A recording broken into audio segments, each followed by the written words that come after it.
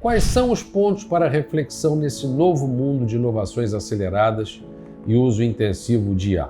Vamos começar com o primeiro. Aprenda a usar inteligência artificial. Existe um nome que é associado, com grande distinção, a primeira pessoa a fazer um algoritmo de programação de computador, que foi a Ada Lovelace, filha do Lord Byron. Era um inglês que tinha contribuições em várias áreas, inclusive na área de poesia, e ela teria, ao traduzir um artigo sobre uma chamada máquina analítica, ainda no século XIX, escreveu um algoritmo para calcular os números de Bernoulli. E ela defendia que as máquinas, olha, observe bem, no século XIX, quando não tinha nada de computador, nada disso. Mas ela observou quando estava fazendo a tradução desse artigo, que as máquinas poderiam vir a manipular símbolos e números. Quer dizer, de forma que ela antecipou, como se dá hoje a linguagem Python, antecipou a inteligência artificial como o ChatGPT, a inteligência criativa como o Suno, ela antecipou que a mesma música poderia ser objeto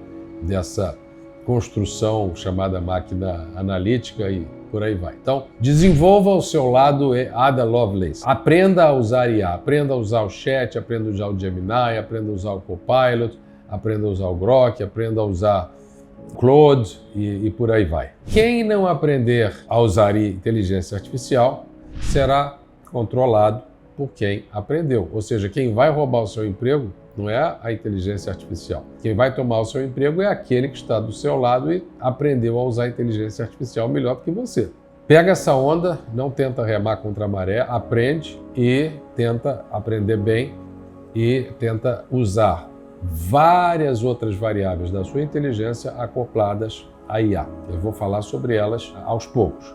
A primeira delas é a curiosidade e o aprendizado constante. Então, como eu falei no vídeo anterior, quando a gente passa da educação conteudista, que eu chamei de educação just in case. Just in case, apenas no caso de eu vir a usar, eu já estou aprendendo aqui todas as capitais, todos os nomes, todas as datas. Bem, no futuro, o que vai ser mais importante, já que essa educação conteudista vai estar à sua disposição a um toque de computador ou mesmo de telefone celular, será o seu exercício da sua curiosidade e do seu aprendizado constante. Como eu mencionei naquela pesquisa sobre construção do Brasil, datando de pelo menos do ano 1000 depois de Cristo para frente e não tratando apenas de 1500 para frente. Esse exercício da curiosidade e aprendizado constante, o nome associado a isso é o nome de Bertrand Russell, que nos seus 10 mandamentos para os professores disse: não tenha certeza de nada. Coisa à la Descartes, em que ele quis talvez mencionar algum tipo de coisa, mas hoje em dia poderia ser aplicado às respostas que a gente obtém da inteligência artificial. É preciso haver curadoria, é preciso haver seleção do que é interessante relativamente ao que não é interessante. De certa forma, você pode chamar isso de diferenciação entre o sinal e o ruído. Por exemplo, quando Getúlio Vargas falava "trabalhadores do povo brasileiro", havia um shhh, porque o rádio era incipiente no Brasil. Isso foi na década de 30, 1930 para frente. Em função disso, havia um ruído que era shhh. E o que era o sinal? O sinal era a voz dele, que as pessoas queriam ouvir. Hoje em dia, o ruído são as fake news.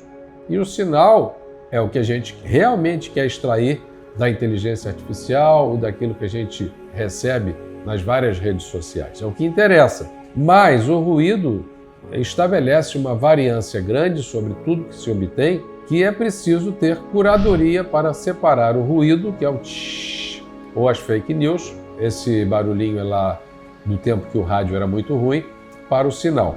Não aconteceu só com Getúlio Vargas, o Roosevelt também tinha na sua conversa ao pé do rádio, um pouco menos, mas também tinha o ruído e o sinal era a voz dele. Então tudo está mudando muito rápido, a IA erra, tem vieses, portanto é necessário, você que está no ensino médio, no ensino fundamental, que está passando de um ensino conteudista, just in case I come to need it, em caso eu precise saber qual é a capital, qual é o nome, qual é a data, para um estudo mais baseado no desenvolvimento de habilidades de longo prazo, exercite a sua curiosidade e o aprendizado constantes. Quem está na bicicleta, para de pedalar, cai. Tem que estar constantemente estudando. Então, essa é a segunda vertente das habilidades. Uma terceira, seja flexível.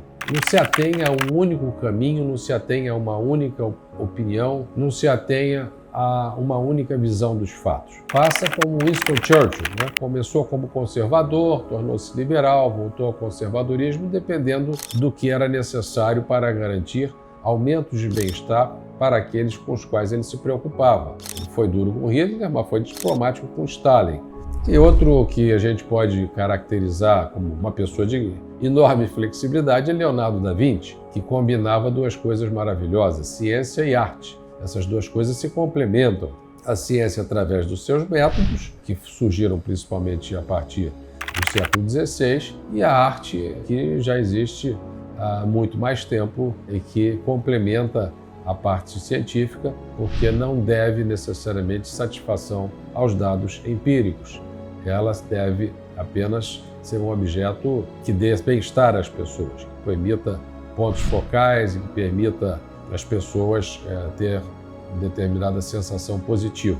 Então, a IA ela exige uma adaptação contínua, constante. Quem se adaptar mais vai liderar mais. Não há dúvida sobre isso.